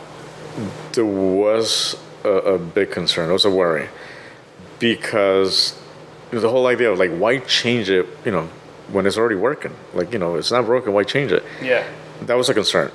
But I was confident enough where I was like, hey, this is what I want, right? So Guillermo del Toro, right, Mexican director, Oscar winner, and that. I saw super DIY type dude, by the way. So it's funny you mentioned him. So I was listening to one morning a YouTube talk that he gave to film students in Guadalajara, and one advice he gave him, he's like, si la vas a cagar, cágala en tus propios términos, right? If you're gonna fuck it up, do it on your own terms. So that kind of been living like that lately. If you're gonna screw it up, just it's your decision, right? If at the end it doesn't work, you have nobody to blame but yourself. And if it works, it works. If it didn't, you tried it, and you live with that satisfaction that you tried something that you were really passionate about, and you did. So literally, that's what it was. I'm like, let's try it this way. If it doesn't work, I'll, maybe it could be me. Maybe the people are not ready in this town. But I want to try something different for my satisfaction. This is a super guilty, pleasure of mine. Where now it's also my mom's, obviously, but it's my idea, my vision, my view. And we're gonna do it. And if it doesn't work, then fuck it, right? We'll turn this into Rancho again. But the idea of trying something new, and also just the whole education part goes back again, right? The whole cultural education, it's been forefront in every aspect of life lately. I want to teach about where I come from, with my words, my views, not the way somebody locally sees Mexico, right? I'm telling you that this is my life. This is what a tortilla should taste like. You want to tell your story. Not because you had one that, XYZ company made it in Fall River, right? That's not it. This is my life. This is how I was raised. This I was brought to this country illegally. That I swam across the river and walked the desert also. So that's a part of another story. But like, this is my life. Like, this is how I see my Mexico. Now on a donkey, on a sombrero, on a piñata. Like, the building that we're sitting in right now could be a place in Mexico City. Like, why does it have to be, yellow walls? So it's almost like a rebel. Like, yes, Rancho. Yes, we made a living there. Yes, you think, the burritos are Mexican, which they are, but not the way we eat them here.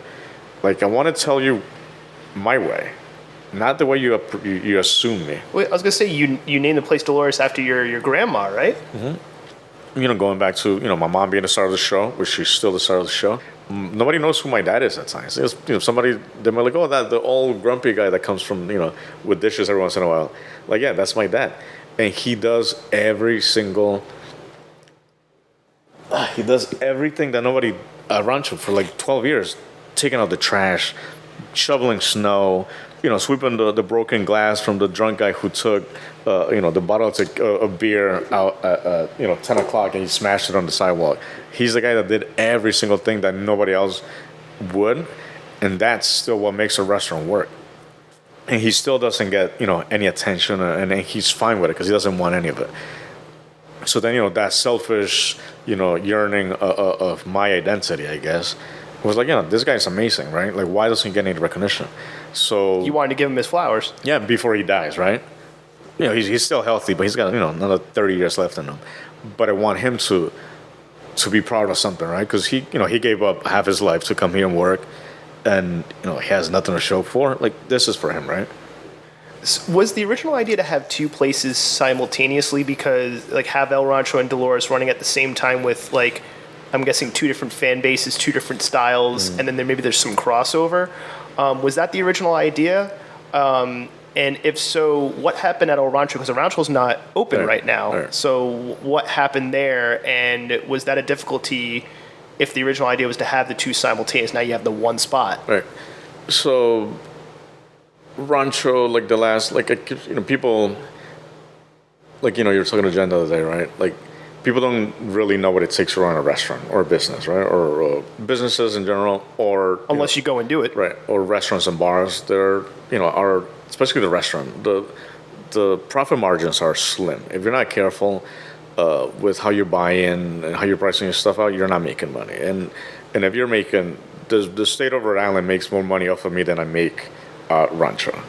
Between sales tax, I pay their 8% yearly, and I probably profit 4% at best at Rancho. Even though we're busy, it's just Rancho became a monster that there hasn't been growth in the last 5 years. It just kind of maxed out, and it's just like, things haven't been going as well, even though we've been busy. And people have that misconception where, like, oh, fucking Rancho's busy. Like, they just see people packed, but they don't really understand that, for us to service that amount of people, our staff has to be bigger in the back, and then that's where your money goes, right?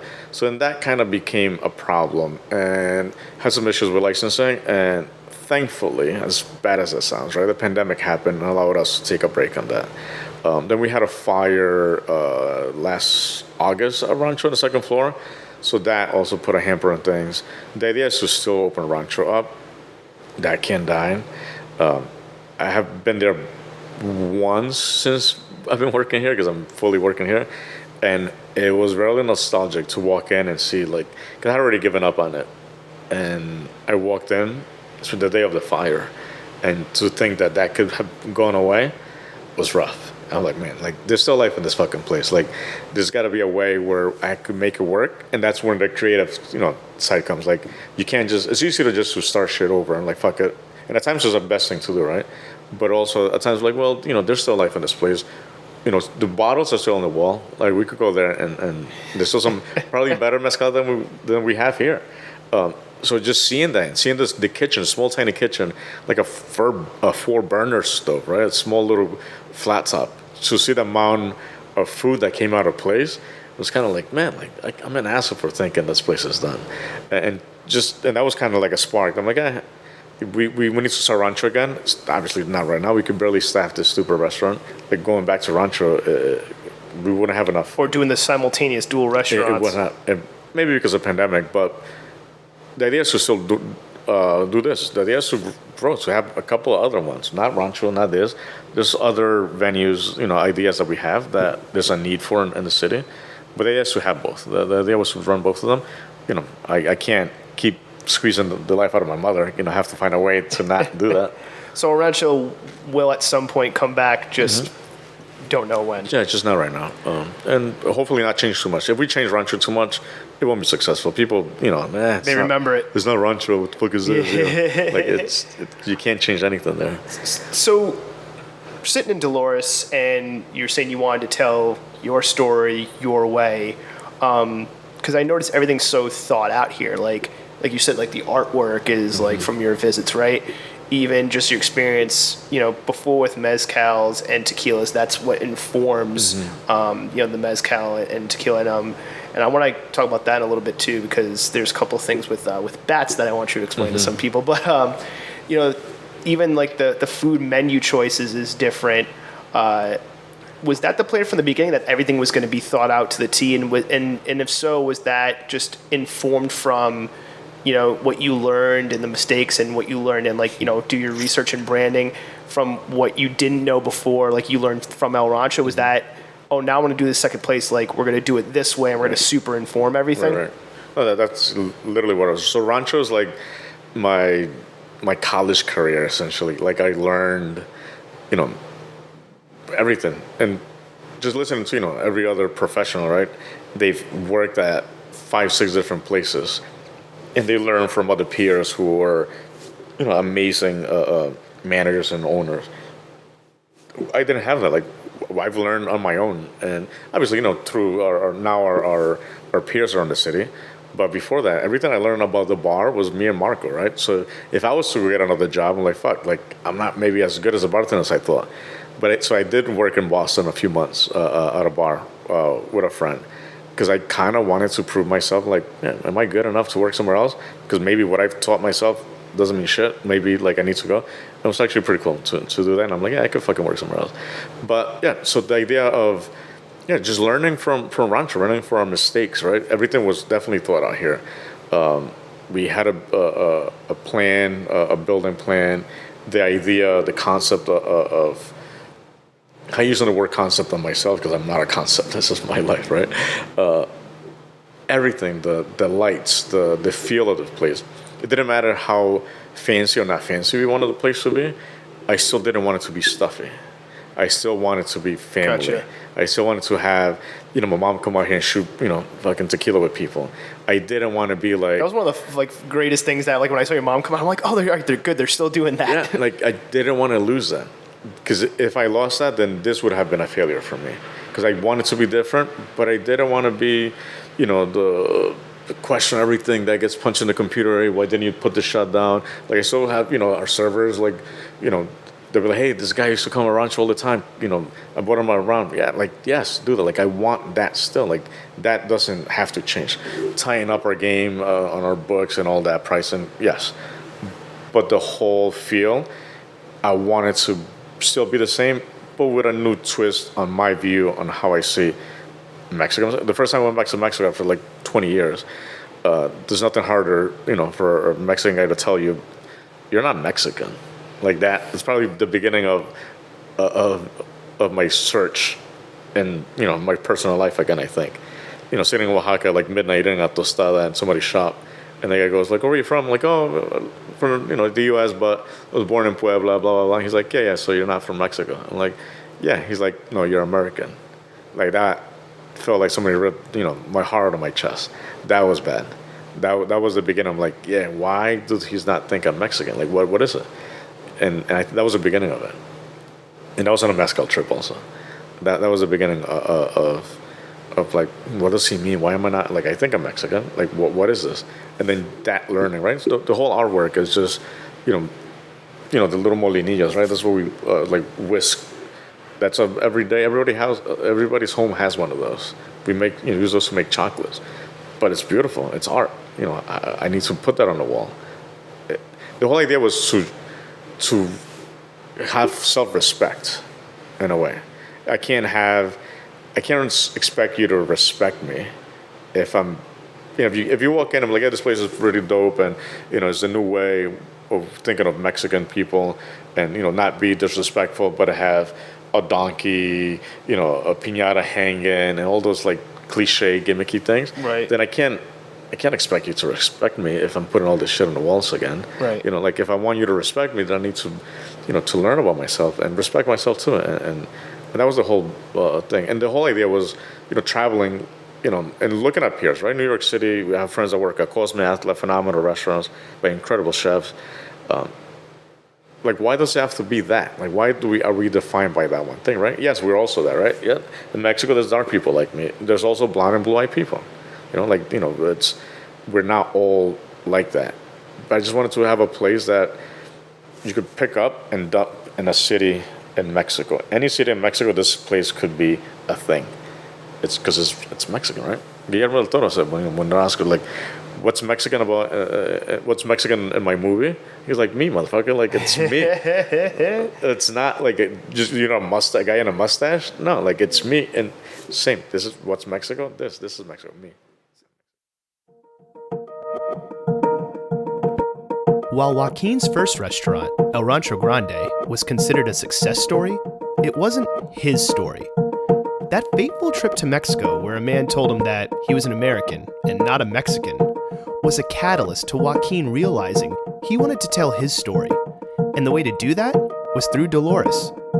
And Dolores, with its food, its artwork, and all its details, was a way for Joaquin to tell his story about his Mexico. And what's Mexican about Dolores? It's Joaquin. There's so much noise today when it comes to marketing and how creatives and businesses present themselves. There's always questions like, is this on brand? Or what's your business's brand? Or what's your personal brand? Maybe a question we should all be asking is, what's your story? Because if you're not telling your story, someone else, for better or worse, will tell it for you.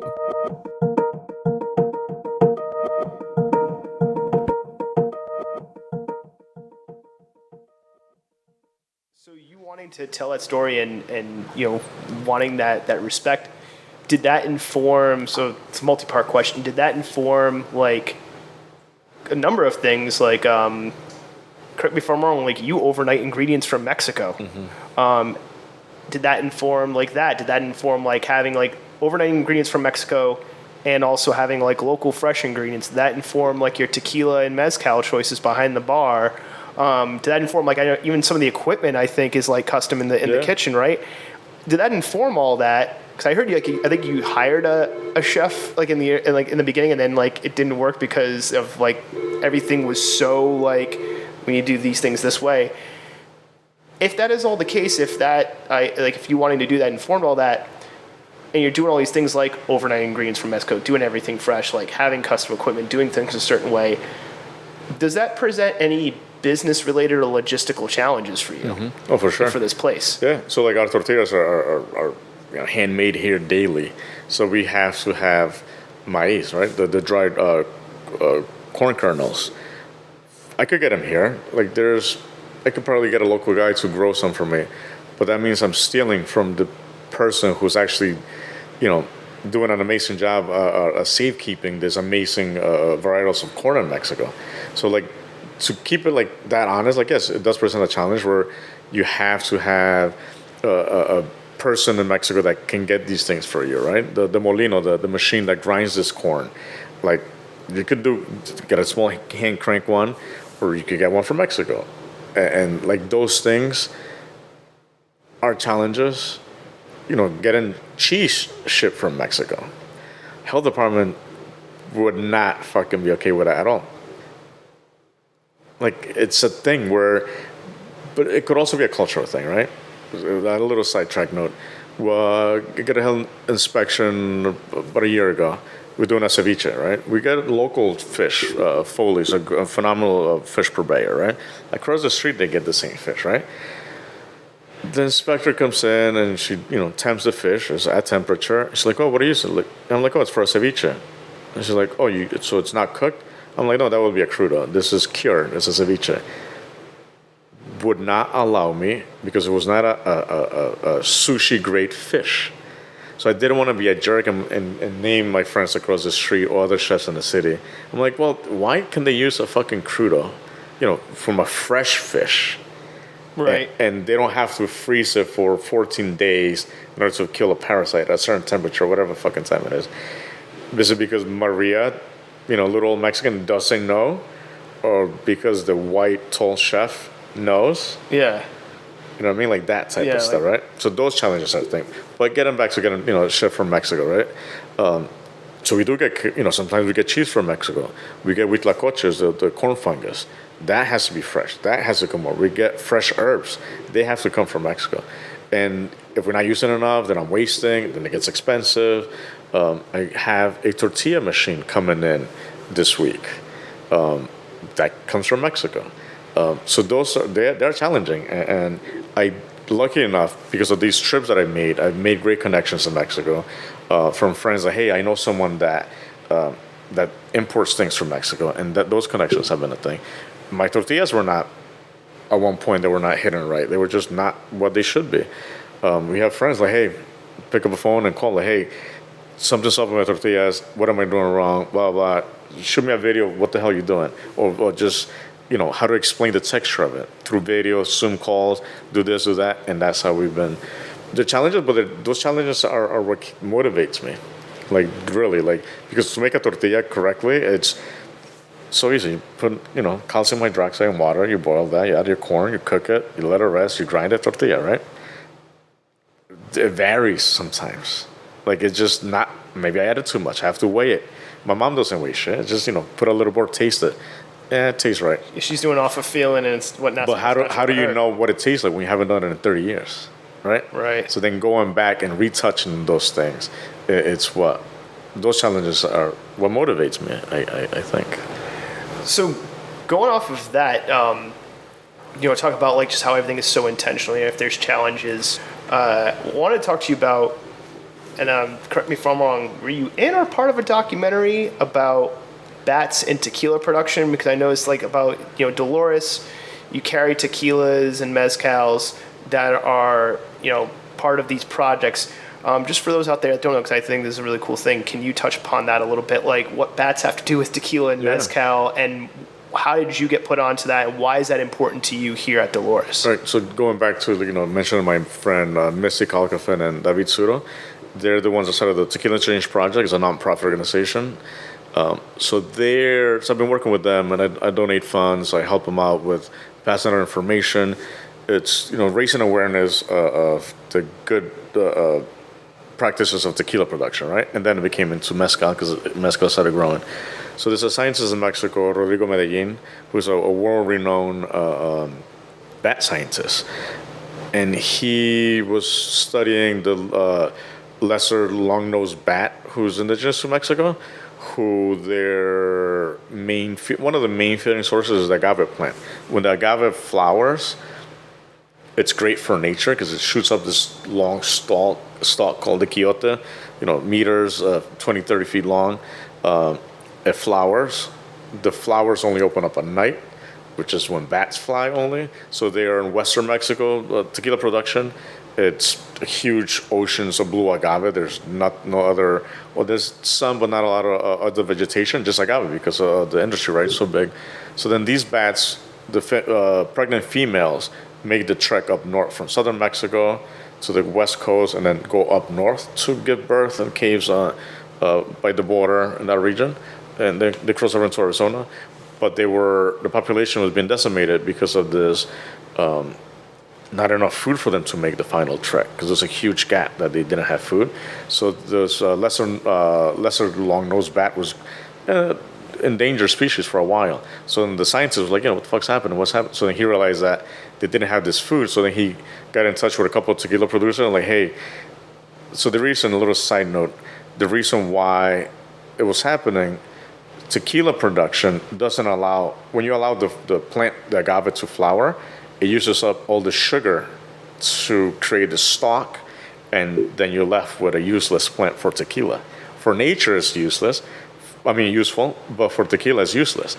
So then why are these, multi-billion-dollar companies gonna allow this plants to flower Right. when they're gonna be losing money. So that's why. So the plant evolved into, so now the way you, so there's no reproduction, right? Because you don't need the seeds. You don't have any seeds anyway. So it learned to asexually reproduce by giving offshoots. Every time you stress the plant, it gets offshoots because it knows that it's gonna not make its journey. So let's fucking produce other babies before we die. So then that became so it's all monoculture. So they're clones of the same mother plant. There's like 2-3 different varieties of that plant, which is bad for everything. So then the scientists talked to a couple of people, and they're like, hey, maybe we should do something about it. So then he got in touch with David Suro, a Tequila Change project, who I was part of already on the board. And they're like, hey, we should help this project out. And then we created the Bat-Friendly Tequila Project, where we get a couple of producers to let 5% of their agaves flower so that the bats could have some food. And it was only for research purposes then to see if even bats were in that region still. So then he works with UNAM, the Autonomous University of Mexico City, a world-renowned university. And we used their students to go to the field and see if the bats were there, study them, pollen, DNA samples from the mother plant. Then when the plants flower, we take seeds, we grow them in greenhouses and see if there's any genetic changes in the mother plant and the new baby, because they've been pollinated by bats. So then, in order for the companies to they're losing a lot of money by allowing this fucking plants to flower, because they're not using them for tequila. So we give them a little sticker that says bat friendly, and then they're in turn able to market and recoup some of the money, right? So I've been fortunate enough to go down to Morelia, Michoacan, where at the time we were going to catch bats, one of the fields that they make mezcal. So I've gone down there twice with the scientists and the tequila people, or the mezcal at the time. So it's been really awesome. It was, 2-3 in the morning, sit there and catch bats and watch, the study. So they've used one of my pictures. I took a phenomenal picture of the bat. He's known as the Batman of Mexico, Rodrigo, holding up a bat. And the picture sucked, and I tweaked it enough where black and white was salvageable. So they do have a documentary. It's called The Batman of Mexico, and the BBC did a thing on him. It's a phenomenal documentary. And they used my picture, a few publications talking about the Batman of Mexico type of stuff. So, we donate, obviously because of the pandemic, I couldn't donate any damn thing, but we still rely on bars. So we kicked up programs where you put a cocktail, and if you sell it for $12, sell it for $13 and give us $1 and help this a nonprofit.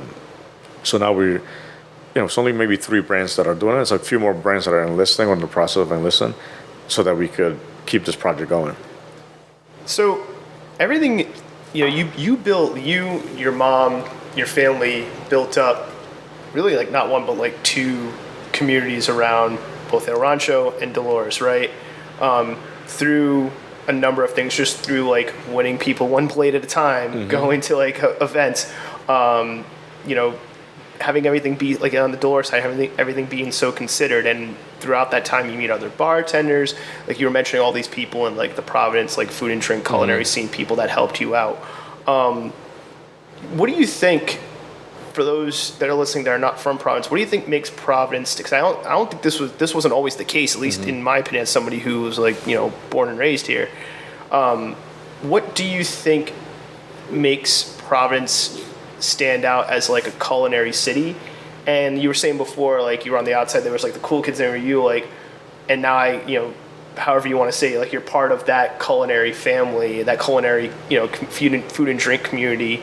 How important being a part of that community has been to your success? So those 2 things. Yeah. So I think what makes Providence stand out is just the amount of cultures that.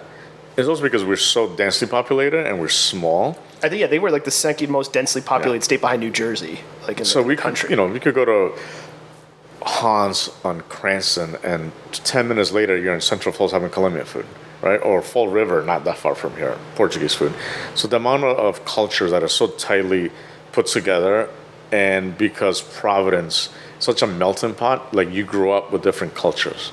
So it's easy to to go to somebody's house and have a Laotian friend whose mom cooks fucking amazing, right?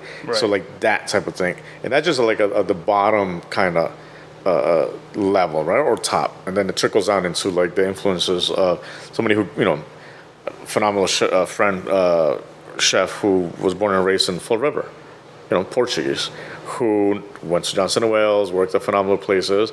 Kid is incredible, super talented. That now sees like, my Mexican friend, my Colombian, like that mixture of those influences of a culture is like that, right?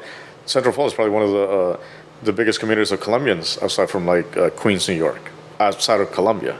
Fall River, right? Like it's one of the biggest colonies of Portuguese outside of Portugal, right? Mexicans, when we came to Mexico, there was no other from Mexico in '92, there was no other Mexicans. Like it was my cousins who were younger than me, a couple of the cousins who were here. But if you met another Mexican, it was like, whoa. Now that Central Falls had a bunch of little Mexican restaurants. And I think that's what made us stand out, because that trickles down into, the cool kids, cooking, right? And you have some random dude making the best, tortillas in Rhode Island, I think he called it, which is fucking retarded, but I won't get into that. But it's inspired by that, right? So going back to like talk about my mom being like the star of the thing.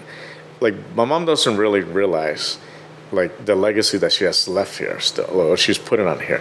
She doesn't realize. I don't think she realizes she's the queen. She doesn't. She doesn't realize that, when she leaves this place, like I feel that she has changed, how people perceive or know Mexican food as in Providence now. Before her, I know there's other people there. Like I said, my uncle had a restaurant. He did great. My other relatives who were originally here were also incredible, but they didn't take it like one step further. They didn't bring it to the next level, to this arena in a way, right? And and then having peers, right? Now once you get to this arena, then hanging out with our homies from Dolores, Eddie, all these guys across the street, like it just brings, and that's what I kind of wanted to like bring Dolores, even though Rancho was already doing that. We were invited to like school events. We went and did a pop-up at Drink in Boston 2 summers ago. Drink, it's one of the best bars in the U.S. or the world a couple of years ago at Tales of the Cocktails, right? Yep. So when my friend Ezra, who managed the bar at that time, he's like, "Hey, we're doing this Sunday events. Come and fucking do some tacos." When I was like, no, like yeah, exactly. Obviously drink for sure. So like that type of stuff, because of those relations that we built, 10, 15 years ago, or 10 years ago, that now that we're here, like, what do? You gotta keep it growing in a way. And my mom loves that type of stuff. Like event party, yeah, let's go. Like, so this whole conversation, right, has been centered around it's a family affair, and I've heard like some people in business and executives and stuff like that just, I'm just saying this in general, sometimes it's not a good idea to go into business with friends or family, and yet this is a family business, and it's been interesting hearing you talk about how like you want to do certain things and your mom just trusts you, but then your mom's being the star of the show, ... Have issues come up, or they still come up, where it's like, family and business intermixing? Like, has that ever been an issue, or has any problems ever arisen from that? We have problems, obviously. Like, my mom and I in the kitchen have never fought. We never had a fallout. She might not agree with things here and there.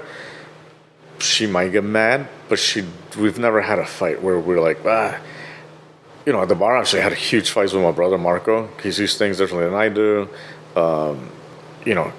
But we always resolve. And yes, you should never go into business with family, because it gets tricky. Where do you draw the line, right? And it can work if you have a hard line of this is business as family.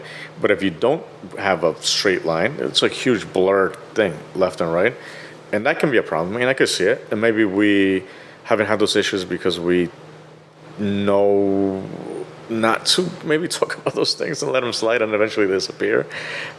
But like speaking from a personal experience, I know what my place is in the business. I know what my worth is in the business. I don't feel. I think issues will become like my mom is still like, and I've said this from day one. And I still say it now. She's the she's the queen of the show. This is why we're here, right? Without her food, it would just be an empty bar, right? And we probably would not have been able to get here. Like, I know that for a fact. So she's still the star of the show, and she will always be the star of the show. I only know maybe a tenth of what her food is, and that's putting it like a lot. Maybe I know less. So I know what my worth is. I don't feel shadowed by her. I know, my strength is the bar side of it, right? So I've never felt lesser than, because she always made me an equal. So there was no hard feelings over like, I want to do this thing, but I feel like I'm under her shadow. So if there's a difference of opinion between like you and your mom, like there's no like set rules on who gets final say, but it does get resolved. It gets resolved. Gotcha. Because she's like, okay, let's do it your way. And this time she's like, let's do it your way. And I'm like, oh, it didn't work. She's like, yeah, I told you so. And then like we just do it her way. Or she trusts me in a way where maybe she doesn't want to do it, and I try it and it's better. Then she's like, okay, I was wrong. Or when we were doing this thing, she didn't want me to hire a bartender. She's like, no, it's your bar. You and your brother should do it. She's like, they know Rancho because of you guys. You can't, like, who the fuck's at the kitchen, the bar? I was like, well, we have enough people. Like, we hired really, our starting staff at Dolores was exceptional in front of the house. We had incredible people. Our bar was fucking crushing it. The kitchen, we didn't have any. I told her, like, this is different than Rancho. I need to be back here. I need to make sure the food that we put out, it's not that she can't do it. It was just so different that I need to be back here. And she reluctantly agreed. She didn't want that. It's like, I'm like, we didn't have staff in the kitchen. Like, week one, like, who else are you going to bring? We have nobody else. Like, I need to be in the kitchen.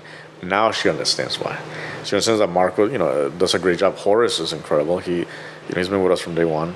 But yes, it's just that vision of understanding what our roles are. Like, we kind of do have that defined quite a bit, where I know I'm behind my mom's shadow, and I'm okay with it, because she's she's the one. Like, I'm not saying I'm the next best thing. Like, she's the one. I know that's how it is, and I'm okay with it. The issue would have been if I thought, like, oh, this place is what it is because of me. No, like, it looks the way it is because of me. And she'll come here at times, she's like, I don't get this. Why is this like that? But then now she's like, yeah, now she gets it, right? Gotcha. And she probably doesn't even know that all the hardware is all one color, right? Like, all throughout the restaurant is one color, because that's what I wanted. Like, just little weird things. Like, I'm a little psychotic at times like that. She doesn't know that happens. But, it's just okay with that. She's okay at losing control now, where before she couldn't. I'm okay too. Like, Gotcha. I could let things go in. We're getting towards the end here, and I wanted to ask, what are some things, or maybe one thing, and it's up to you, that people knew about either one of the restaurants, the restaurant industry, tequila and mezcal, just the food business in and of itself, Mexican culture, more specifically where you're from? What are some things that you wish people knew?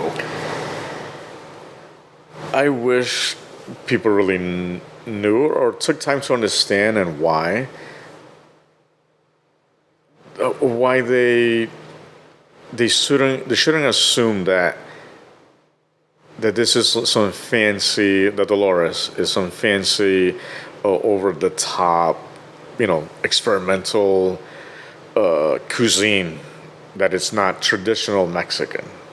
Because I get that a lot. Well, this isn't traditional. Rancho was authentic, right? Authenticity, like, to what, right? That's so weird to say. To who? Yeah, it's authentic. Like, what? My mom didn't create these recipes. They've been handed down for, hundreds of years.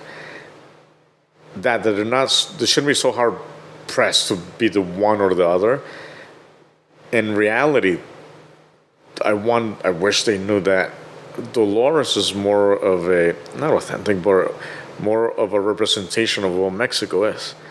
The problem is that unknowingly we sold it as, no, this is what Mexico is because my mom is cooking it. We're backtracking. We're like, no, half the shit we ate at Rancho was not what we ate in Mexico. The stuff that you're having at Dolores, this is how I grew up. This is what I ate. So this is more representative of my region, of my culture. And I wish they understood that. And not traditions, because tradition to our era, right? I could start doing this, and this becomes tradition now. Right. But I wish they knew that. I wish they knew that this is more representative of where we come from versus what they thought my mom was amazing at. I wish they knew that and took time to understand that. Because we get people like, this isn't Rancho, this sucks. Like, okay, thank you. They're literally trying to tell you how to do you. Right. And they don't take time to understand what we just talked about, right? Yeah, gotcha. And maybe it's my fault for not, doing a bad job of explaining it, right? Because they see it so different. Like, people are like, this is so fancy. They feel uncomfortable. I'm like, my greatest compliment is when I have Mexican people come in here, and they sit here and they're like, and they feel proud that this represents them. That's my satisfaction.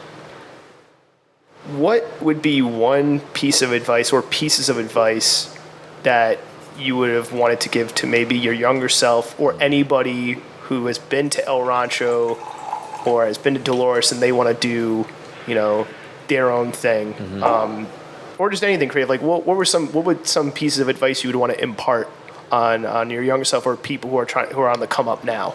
To not try to do everything yourself, because that's not good. Like, you can't do it all. Like, this is why I've been cooking 6 days a week daily, because you need to rely on other people. Like, I know my weaknesses, right? My weaknesses are plenty. I'm not a classically trained chef, right? Like, like I said earlier, like I've learned myself, but I wish I had the time to study more, right? I read a lot, but I don't know enough. Trying to do everything yourself only limits your growth. If I would have known that at Rancho 8 years ago, we would have been better off. And things happen for a reason, but now I know that, right? Now I need to surround myself with, now the bar is great, it's well taken care of, right? Marco or Horace, I have no idea what wines we have, because they run it by me, but they're the ones that are buying, they're the ones that are ordering. They run things, hey, these are the cocktails what we're doing, they're perfect, maybe it's a little off, but they're the ones that run the show in the front. I wish I had that in the kitchen. When we first opened, we did have someone that worked for like 6-7 months, young cat, he was good. I wish I had him again, or somebody like him, right, that I could feed off of, because they bring another aspect that I don't have, and maybe we could work together. And eventually, my idea is to not be here a year from now. I have a friend from Mexico that might be coming up. Like, if he came up for a good year, I'd be golden, because then I could there's other projects. I have other projects in mind that I need to tackle. I can't do it if I have to be here. Like, I'm gonna go downstairs and do some books, and I have to plan for a new menu soon. If I don't have the free time, how am I gonna operate? Like, you have to surround yourself with the right people. Having the right team in place, it only makes you better. That's what I wish I would have known 8 years ago. Let things go. You can't control everything, and I blame my dad for that. Because what do you mean? You work. They teach you how to work, but they teach you not how to work. To delegate and let go and let other people shine with their strengths. If I could when I don't hire people like me. I hire better than me. I suck at many things. I need people that make me better.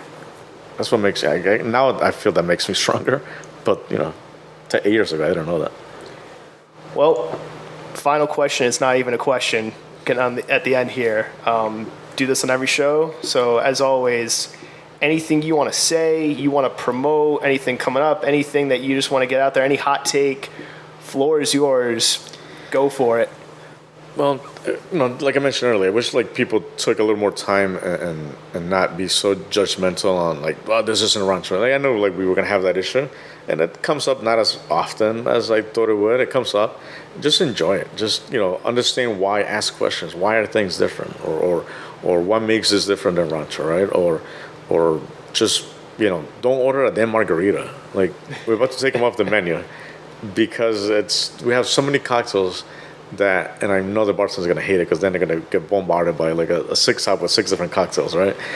But don't order a margarita. Come here and ask questions. Like, why is this? Like, why don't we have Patron? Or why don't we have stupid Casamigos? Because it sucks, right? Like, that's why we don't have that. And trust. And they're good at.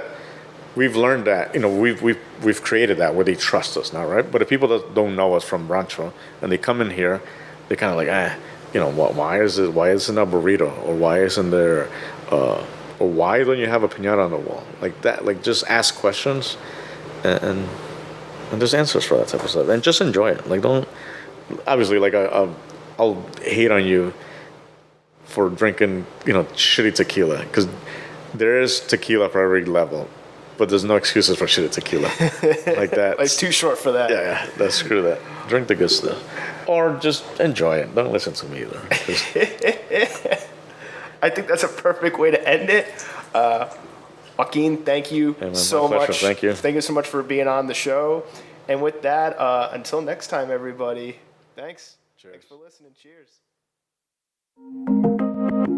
And that's it for this episode of the Creative Capital Show. Thank you for listening, and a special thanks goes to this episode's guest, Joaquin Meza. The Creative Capital Show is hosted, recorded, edited, mixed, and produced by me, Jason Sylvia. You can listen to the Creative Capital Show over at our website, creativecapitalshow.com. We're also available on Anchor FM, iTunes, Spotify, Google Podcasts, and all other major podcast hosting platforms. If you like the show, please subscribe. Helps the show out a lot. And be sure to follow the show on Instagram, Twitter, TikTok, LinkedIn, and YouTube. I hope you enjoyed the show, and until next time, keep on creating.